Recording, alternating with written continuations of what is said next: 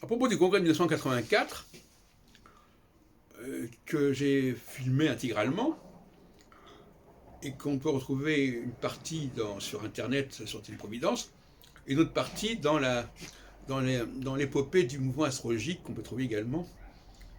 Apparemment, il y a des éléments qui ont été perdus au niveau technique, etc. Enfin, on retrouve. Et donc, finalement, ce congrès de 84 est très intéressant parce que il comportait un certain nombre de stands. On retrouvera ces stands, le principe de ces stands au congrès d'Orléans de Denise d'après l'année suivante. Et puis par la suite, évidemment, le salon des astrologues, etc. Mais tout ça était déjà en germe dans les années 84-85 à Lyon et à Orléans. Il faudrait quand même le préciser. Voyez-vous, donc finalement, la genèse de tout, puisque notre ami Lenoble parle de l'arbre généalogique, la genèse de ces phénomènes, comment les choses se produisent, comment les choses s'intriquent, est beaucoup plus complexe qu'ils ne veulent le laisser croire. Et en réalité, il y a une porosité qui est là. Comme j'ai montré toute cette matinée, les associations ne sont pas étanches, elles sont dans l'intercommunication, elles sont interdépendantes, et en plus, il y a ce que j'appellerais un phénomène fédéral.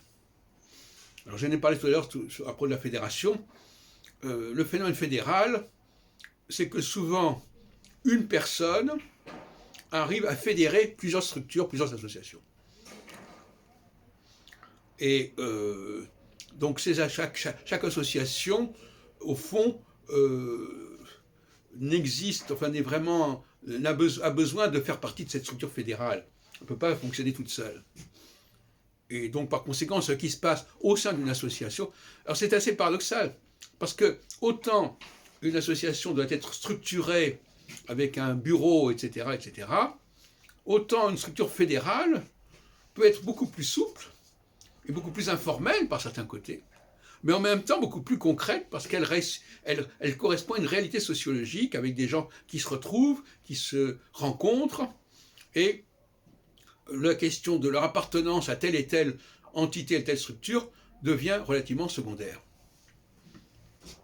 Ce qu'on a vu d'ailleurs dans les congrès après la dissolution du GRH, on a continué à organiser sans aucun problème des congrès à Paris et ailleurs, à Amiens. Voilà. Donc, les petites histoires internes aux associations, les démissions, etc., sont d'une importance relativement secondaire. Hein.